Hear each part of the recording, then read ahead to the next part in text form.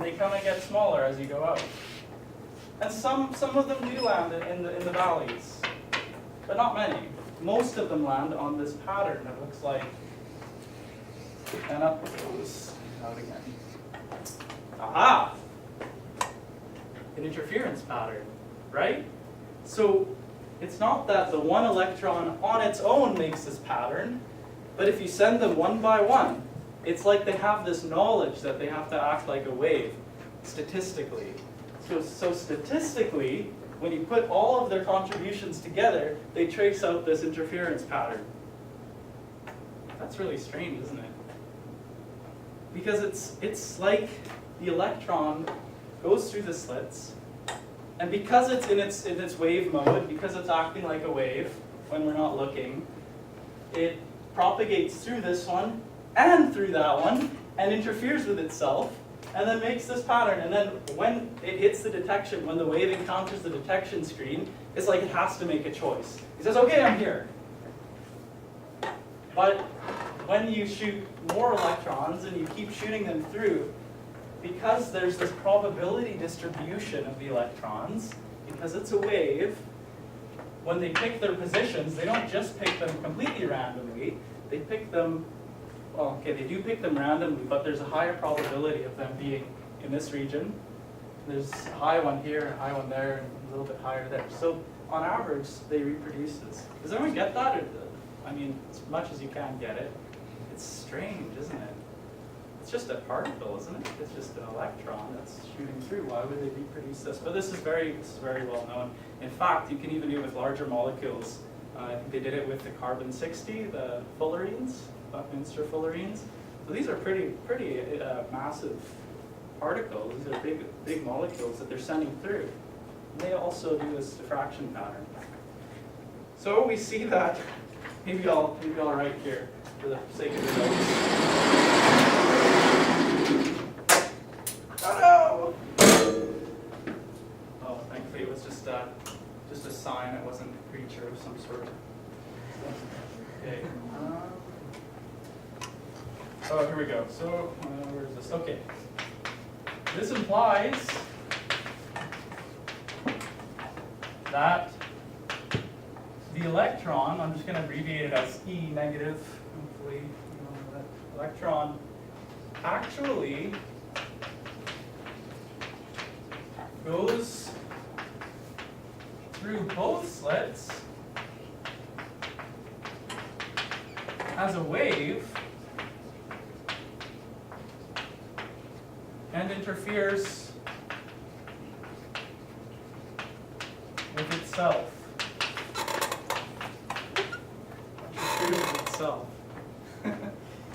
It's just strange.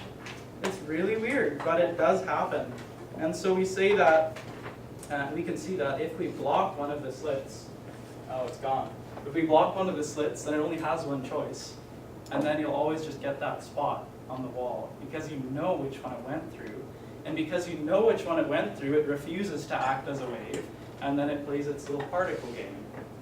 So it's I think Feynman called it, he said, using his language, the two-hole experiment is the centerpiece, I think he said, or the central mystery of quantum mechanics. That he said, the two-hole experiment is the central mystery of quantum mechanics. It's kind of the pinnacle of weirdness, or a very strong, a very strange aspect of quantum mechanics. So I'm going to, maybe I'll start on a new board.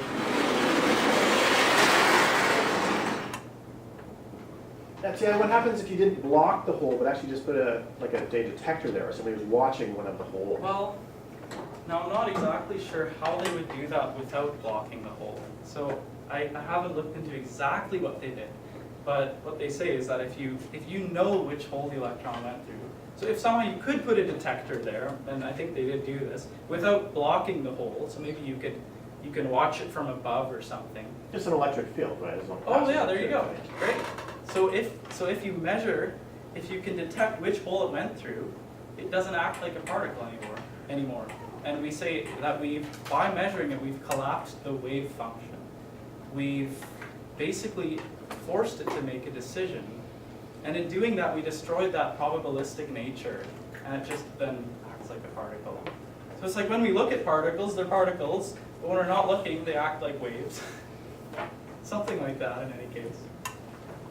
Let's see, so we've seen one example of how the theory can be consistent, or at least it's actually probably the best explanation for this. Classically, how would you reconcile with this kind of experiment? So let's look at another, where are we at for time? So 2.2, this is Bohr's model of hydrogen.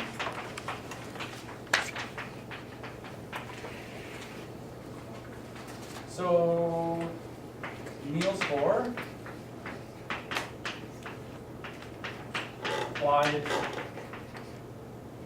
quantum theory, I'll say,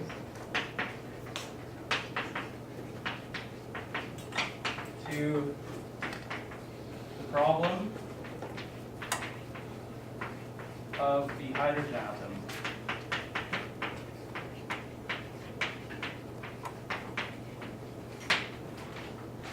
Okay, and so if we think of the electron in its orbit, here's my proton in this case. And I've got this orbit circular as they proposed, and it's going around. If the electron has a wavelength, then perhaps there's some constriction on the wavelength. Perhaps there's only certain wavelengths it can be allowed to have. And you guys have seen this in 381. If you have some sort of string in a bounded region, you get quantized wavelengths. You're only allowed to have certain values. So he said, well, okay, 2 pi r. Here's r, the radius. That's the circumference, right, of this orbit.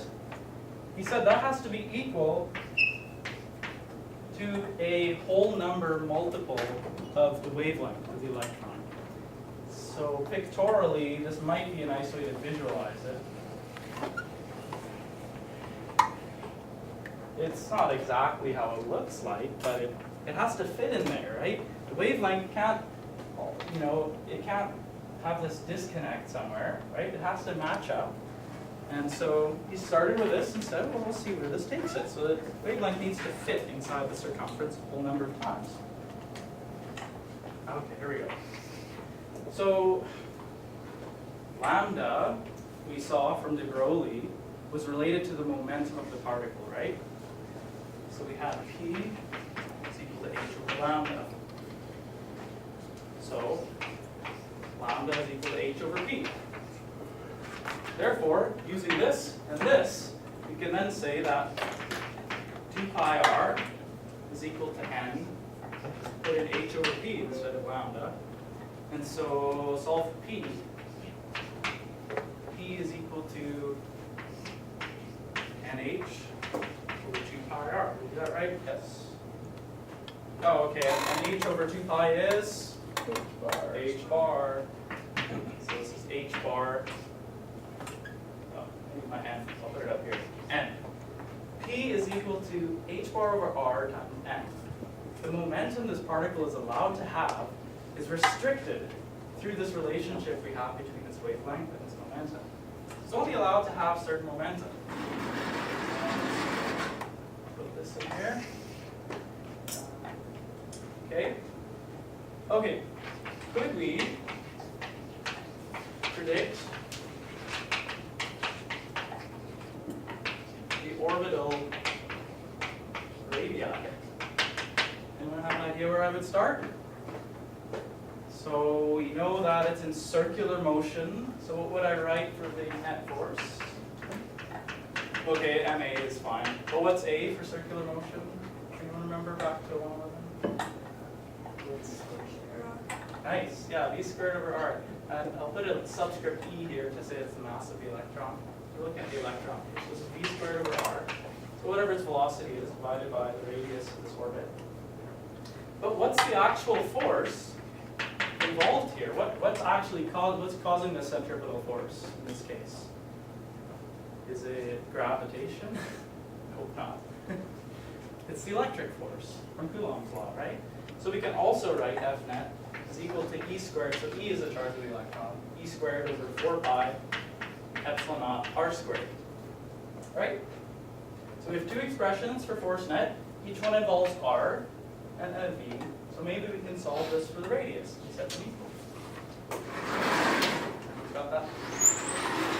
Yes? What's the top value? Is that an E? It's an E, yeah. It's not the natural number. It's a little confusing. It's the charge of the electron.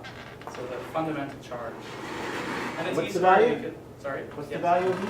Oh, I don't have it here. It is, if I remember Come on. from memory, 6 point... No, 9.11. No. No? 9.11, that's the gravitational one. 1.6? that's the net.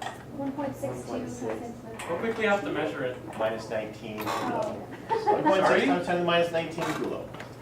6 times... 1.6 1.6, yeah, I have the 6. times 10 to the minus 19 coulomb. Yeah, maybe that's a good thing to note. Okay, this is... It's Q, or E, is equal to, this is a really tiny charge, 1.6 times 10 to the negative 19 coulombs.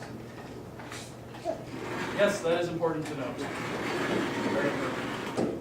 Okay, so let's solve, okay, I have it on my notes, thankfully. Let's solve this for R. So, force net, I set those two equal, and get E squared. Let's erase this. I think this board used to be over there. Oh, this is the back one. Okay, so E squared over 4 pi epsilon naught R squared is equal to the M electron V squared over R. Let's solve it for R. I got two R's here, so I'll bring that one over there. We get R equal to over 4 pi epsilon naught ME E squared on top. Check that. So, okay, we have R now, but is the velocity quantized? We saw that the momentum was quantized, so it's just a trivial task to get V. V is equal to P over M, right? Just the momentum divided by the mass. So when we had, so therefore, V is equal to, what was P again? P is up here, NH bar over R. What we found earlier. P divided by M. Oh, sorry, my M's ME, mass of the electron. And that one I also don't know, Jeff. Sorry. Don't know what the mass of the electron is. Negative 1.1 times the negative 31st kilograms. Maybe okay, I don't know. See if we need it. So, where were we? Oh, here we go. So let's now put this V, into the V squared for R, and we know this one's quantized, it's got an N. You know what? I never even mentioned that N is a whole number, did I? I think that's what N is reserved for nowadays, but N is equal to 0, 1, 2, 3. not true. Equals 0. Sorry, just 1, 2, 3. Yeah. 1, 2, or else we get the 0 base, sorry. Only for oscillator. Yeah, only for the quantum oscillator. 1, 2, 3. So it's not, it's an element of the natural numbers if you want to be fancy. Okay, so let's put this in here. So R is going to be equal to E squared for 4 pi epsilon naught, ME, and then we have this thing. I gotta flip it though. It's in the denominator. ME over, oh, I got an R as well. NH bar squared. Everyone follow that? Yes? Okay. So we have an R here now. Okay, another R popped out of nowhere. So we gotta solve for that then. So it turns out to be, just bring it on the other side. Another H. Maybe I'll solve for 1 over R right now. 1 over R is equal to ME squared over 4 pi epsilon naught N squared H bar squared. I just brought this stuff over there and canceled the R's. And now what I have is R is equal to 4 pi epsilon naught N squared H bar squared over ME squared. Or we can also write that as just the whole mass of constants epsilon naught h bar squared over me e squared. And outside they're going to have an n squared. Oh, so the radii are equal to some constant mass times this natural number. So the radii are also quantized. And this big constant here we call A0, and it has the value of 5.3 times 10 to the negative 11 meters. There we are. Is there a name for A0? Does anyone know the name? The Bohr radius, all you chemists. So this represents, notice when n is equal to 1, that's our first orbit, and we have the radius just equal to A0. So A0 is the radius of the very first orbit of the hydrogen atom. So Is it right, really? sorry? Is it really? Is it really? Well, it's close. Yeah, so Bohr's model, as they later discovered when the experiment became more accurate, it's very close to the experimental results, but it's not quite. It's just a little bit off. And that's when we have to move to the bigger theory of wave mechanics, which we might get to. A lot to cover here. So A0, okay, so notice, quantized orbits. Okay, so just an aside, this was a big thing because the electron in orbit was a big problem to classical physics. Because as it goes around, it's really accelerating, isn't it? It's in circular motion. And we know that a charged particle that's accelerating emits electromagnetic radiation. That's a classical result. And so as it's spinning around, it should be emitting this electromagnetic radiation, losing energy, and it should really be spiraling inwards and just, I don't know, self-annihilating. So of course, we don't see that too often. There are stable atoms everywhere. So this really fixed that problem by saying, well, no, these orbitals are fixed. You either give it enough energy to jump to the next one, or it just ignores the energy. Any questions? This is weird stuff. But it's kind of neat how just simple calculations, no calculus even, we've just derived, using the other fundamental constants we know and h bar, we've derived this first orbit, or at least a good approximation to it. Okay, so what next? What else could we do? What else could we do with this kind of idea? Here we go.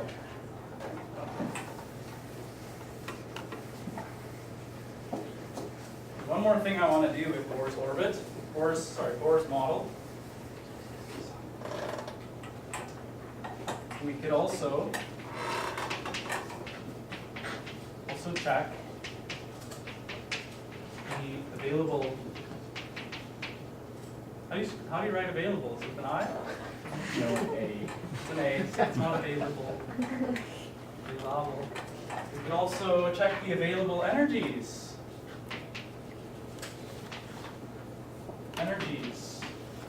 Pn, call it. Okay, so what's the energy that this particle has?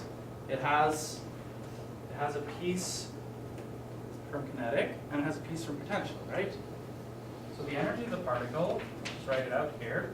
The first part is going to be p squared over 2m. Right? That's just half mv squared. And the other part is going to be the voltage, 4 pi epsilon naught r. And where r is actually an Rn now. Okay? And m is an me. Isn't P a Pn too? P is a Pn. So we could probably put n's on lots of things here. Actually, okay, well, we're going to see that. But we know that P is a Pn as well. So there's lots of n's going around. All of these things are quantized. They're restricted to certain values. So do we have any other information? What do we need to go about finding the energy? Okay, we have Pn, have me as constant, we have Rn. We'll just plug these in, and plugging in P and Rn. I won't go through the whole thing because I kind of want to get ahead to some of the other interesting things. But it's a matter of just throwing them in and putting it under a common denominator. En turns out to be negative me e to the 4 over 32 pi squared epsilon naught squared h bar squared times a 1 over n squared. So numerically, if we work out that big mass of constants, and En equal to negative 13.6 electron volts over n squared. And the electron volt is where 1 electron volt is a unit of energy equal to 1.6 times 10 to the negative 19 joules. So it's just a way of describing these tiny energies. So the energy levels are quantized. It's not allowed to have any energy, any old energy it just likes. It has to have certain energies corresponding to different n value. And given one n value, so given a certain orbit, it has to have a fixed amount of energy. This is a really important result. And I hope the spectrometers have made their way through. And as you looked at the lights, you notice that there are discrete lines, or at least some of them look discrete, some of them look closely packed. But same with hydrogen. If you look at this gas, hydrogen, if you have a container with hydrogen gas, and you excite these electrons, is this board movable? It is.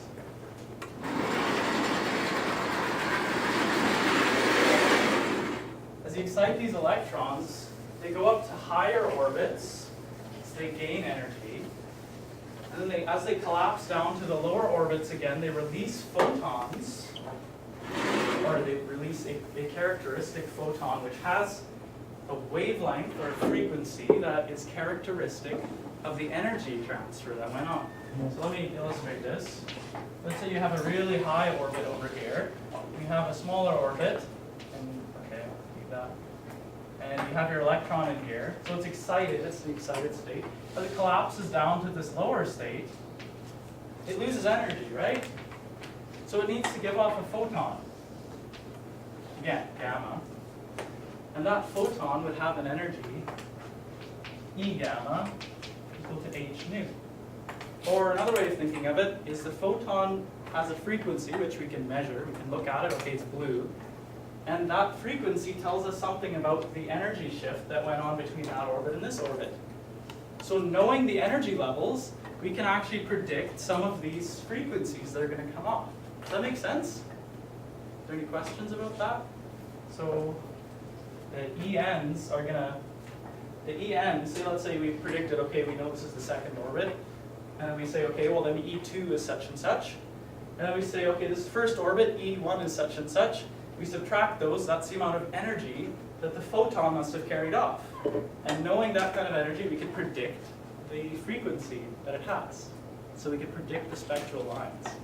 And this turned out to be fairly accurate. Again, not exactly, but at the time, the experimental results were still with quite a large margin of error. So they weren't able to say, it was correct within the error that they had. But as the experiments got more and more precise, we realized that the model was a good approximation, but it didn't quite exactly model it. And so, Jeff, when does the time period end? 10 minutes, I guess? 10 minutes. So let's introduce. I might be able to cover, so maybe I'll say experiment confirms theory, which is always a good thing. And I would like to write more about this, but I'm trying to give you a very brief and concise overview.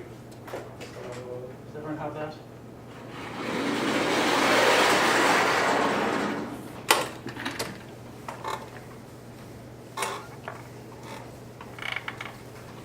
So I would like to at least get started on what's called wave mechanics. This is the idea that, well, if a particle has wave-like properties, then maybe it satisfies some sort of equation.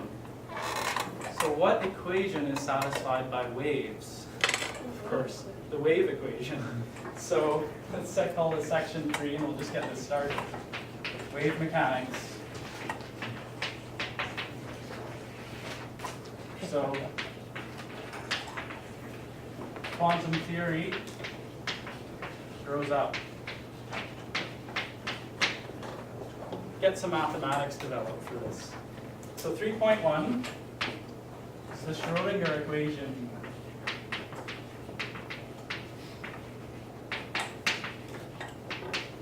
The Schrodinger equation with 2 dots above the O. Is that how you So- pronounce it? Sorry? Is that how you pronounce it? Schrodinger, that's how I pronounce it. Okay. But there are many different ways, probably as many as the interpretations of quantum mechanics. So since, as I mentioned, since particles can now be seen to have these wave-like properties, then maybe they also follow a wave equation. So let's see how much, okay, I should be able to get through this. The regular wave equation. Hopefully you've all seen this in 3D1. And if not, this will be new, but we have d squared u dx squared minus 1 over b squared d squared u dt squared is equal to 0. So that's the wave equation. And it has solutions, plane wave solutions in general. U of xt equal to a e to the, I always forget if it's a minus or plus, but the minus isn't here. I kx minus omega t. Right? You've all seen those plane wave solutions. Is it the regular wave equation, or This is the regular wave equation. like, do we have irregular wave equations? Like, Oh, well, this is is this just a the, generalized this is just wave the plain old equation? wave equation. And like how many dimensions is this wave equation? this is in 2 dimensions. In 2 dimensions? No, you could write the other one too if you like. Actually, you can write it as box squared. For those of us who've seen the D'Alembert operator. But of course, we can extend this to Laplacian operator, right, in higher dimension. So yes, Josh is absolutely right. This is only in 1 dimension, but I think that's all you guys have seen. Oh no, we covered. I might cover the other. But that it's in 1 dimension is important. It is important. Yes, thank you, Josh. That is important. So,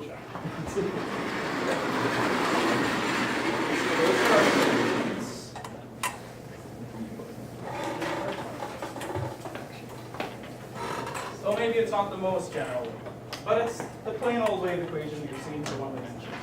So that has plane wave solutions, but from de Broglie,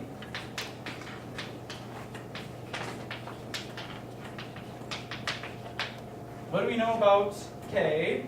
K was equal to h over p. And omega, the other thing up in the exponent, we had a kx minus omega t. So we can replace the k with this. And the omega, you can replace with, what was it? E over h bar. That's the one. So now so matter plane waves, I don't know if that's the technical name. But plane waves that speak to matter, like particles, could maybe be written as, I'll call it psi xt. So it's a capital psi. We call that the wave function. Maybe it's, well, we hope it's equal to things like this. So I'm going to factor out the h bar because there's, oh, hang on. K equal to, oh, it should be an h. Oh. There we go. P, this should be P. Oh, what the heck? No, you guys didn't catch me. K is equal to P over H bar. There we go. So I have an I over H bar up here. And then we have Px minus Et. Okay, you might not have followed what I did there. But this P over H bar right here, that's just K. And this E over H bar is the omega, right? Okay, so these are plane waves that maybe model a particle knowing these relations. Okay, so we can plug this in, into the 1D wave equation, and we get, again, I would love to go through this. I'm trying to give you an overview here. So we bring down these powers as we take derivatives and things, and we arrive at a constraint on the energy. E equals mv squared. Oh, it's missing a half. It's close. E is equal to half mv squared, right? For a free particle. We're only looking at a free particle here. E is equal to half mv squared. So it's not, it doesn't quite solve it. We don't like this. It's not true for for matter, as you know, right? So we got to develop a different wave equation. So let's just look at the derivatives of this plane wave here. Let's look at d squared psi dx squared. Okay. Time for bringing down these differentials. So we take our first derivative. It brings down a ip over h bar, right? Okay. Take down another one. So this first one gives us this ip over h bar. Second one gives us another ip over h bar. And then the exponential just jumps right back. So we get our psi back here. Right? Yes? Okay. Similarly, whoa, there we go. D psi dt, we're just looking at the first derivative with respect to time. Okay, maybe this was equal to negative e squared over h bar squared psi. Okay, just negatives. And this one, okay, what would I bring down for this one? It's like a negative ei over h bar. Negative ei over h bar and psi back again. Yes? Oh dear, boards. Everyone's got that?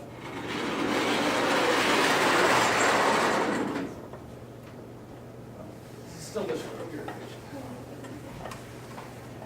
So then if we put these two together, we can see, oh, actually, we need to bring in a little other piece of information. So, math, we know this is true, by the way.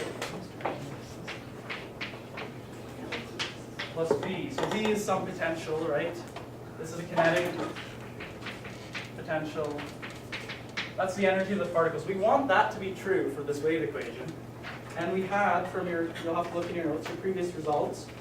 If we multiply both these sides by psi, the p squared over 2m psi plus v psi, then I recognize an e psi from my d squared dx squared. No, sorry, this is the d dt squared, right? Gave me this e psi kind of thing. And the p squared psi came from the d squared psi dx squared. So if we now recognize this, we instead of that plug in negative h bar over I d psi dt, and this is equal to, there we go, 1 over 2m, I'm going to bring that out, negative h bar squared d squared psi dx squared. And then I have a plus my v psi still here. So I just replaced this p squared with what I just found by taking derivatives. And then, well, maybe I can squeeze it in here. So what do we have here? Last couple minutes. Negative h bar squared. I'm just going to rewrite it actually. Negative h bar squared over 2m d squared psi dt squared plus X v squared. psi is equal to, It's x squared there, Etienne. Partial? hmm? The partial? Right where you're. Oh, yes, sorry. I'm writing it so slow and careful too. So methodical that I screwed that up. Okay, so this is x squared. And okay, for this one, I'm going to bring the I on top at the expense of a negative. Okay, it's fine. So I just have an I h bar. Now is my time-driven derivative here. This is known as the time-dependent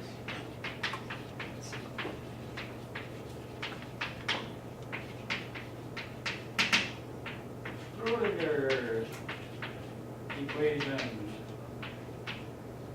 That is the TDSU. So you might think this was just a bit of mathematical trickery, but it turns out that this wave equation, well, it's not really a wave equation. Well, it kind of is. It's more like a heat equation, right, Jeff? It matches, yeah, the more of a bubble. Yeah, but it's some sort of PDE, right? It's a partial differential equation with respect to 2 x derivatives and 1 temporal derivative.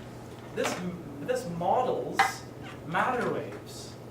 So if we think of a particle as some sort of wave as we saw with the slinky, then this thing will model the disturbances as they go along. And so in the course of quantum mechanics, you will see much more about what this psi really is. What is the wave function psi? What does it mean? It turns out that it has something to do with the probability of finding a particle somewhere. And you will solve this for different scenarios and figure out how the wave function looks. So any last minute questions? I know we have to clear out of here. What did you think? Is this stuff weird? It is weird. Bizarre. It is. Thank you, Jeff. See, Jeff understands it the best of all of us, and he says it's bizarre. Anybody who claims I understand quantum mechanics is lying and wrong. Yeah. Nobody understands. So I never It works did that. really well, but nobody understands why it works. Exactly. All right, thank you very much, Etienne. So next week I'll pick up where we left off, and we'll start.